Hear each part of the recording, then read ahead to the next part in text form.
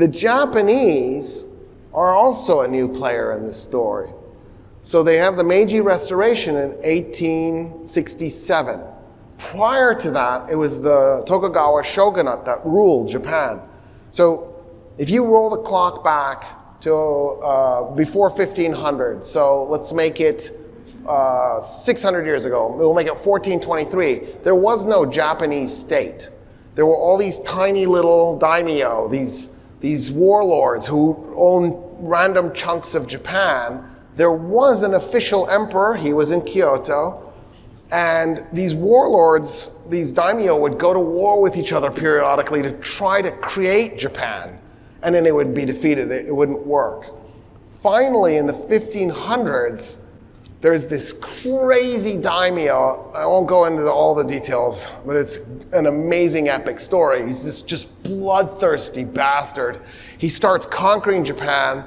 He gets assassinated. The guy who assassinates him takes over Japan briefly, but then in an act of vengeance, the number two for the crazy daimyo kills him. He takes over Japan, and a big chunk of Japan, not the whole thing, but they've almost completely finished conquering it. His number two is Tokugawa Ieyasu. Tokugawa Ieyasu then takes over with the death of this guy, and he completes the conquest of Japan and unifies it. His capital was Edo.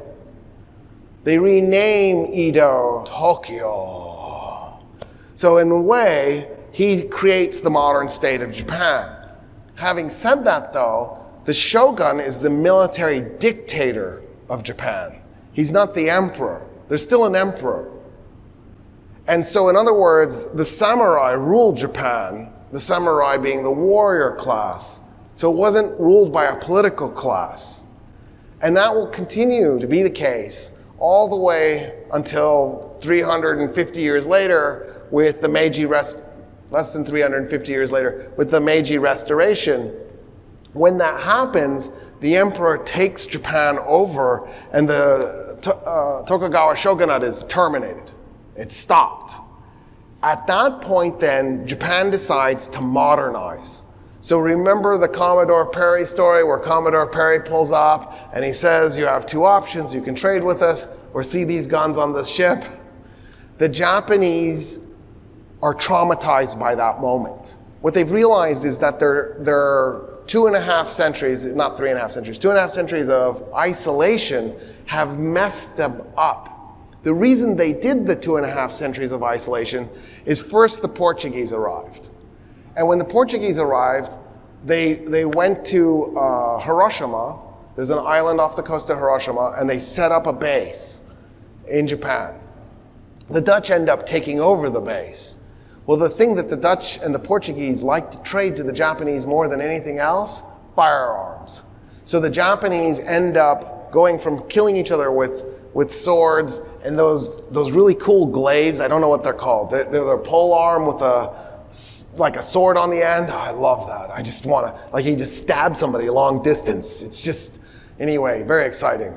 And then, right, the katana, and they're butchering each other in a very intimate kind of face-to-face way. Well, not the archery, that's obviously not so intimate. But anyway, all of a sudden they're using firearms and they're massacring each other. They freak out about this. And they decide two things. One, Christianity is evil. So they murder all the Japanese converts to Christianity. They just massacre them. They throw the Dutch and the Portuguese out completely. And then the other thing they decide is they don't want to modernize because modernization clearly means shooting each other, and they don't want to do that. So they go into this period of isolation. Commodore Perry shows up, the US Navy shows up, points its guns at Japan and says, no more isolation. The Japanese decide never again will they allow somebody to bully them like that. And so they go into hyper-industrialization mode. Their goal is to industrialize as fast as they can so that they can become a global superpower to compete with the European powers, to compete with the United States. They're thinking they can colonize locally. One of the dreams that they had was to take Korea. In fact, before Tokugawa Ieyasu took over, the previous shogun had actually invaded Korea with the intention of conquering it and was defeated. It was a disaster. So the Japanese invade Korea and they conquer it. They invade Taiwan and they conquer that too. They're now in the process of building themselves a little bit of an empire in East Asia. If they can get Hawaii, it'll be a huge victory for them. The British are allied with them. So the British aren't completely against the idea of the Japanese grabbing Hawaii. But they're really worried about the Germans getting it. So it really just had sort of been the British and the French carving up the world, because the Spanish had already fallen apart. The Portuguese were a British ally. They were, for all intents and purposes, a British vassal state, actually, at this point. And now, all of a sudden, they realize it's a multipolar world. There's a Japanese empire, a United States empire, a German empire. There's this new Kingdom of Italy on the scene. It's not especially powerful, but it's starting to look towards doing something. And in the process now, the British are trying to figure out how to navigate, because they're not used to this like we are now, because now it is a multipolar world.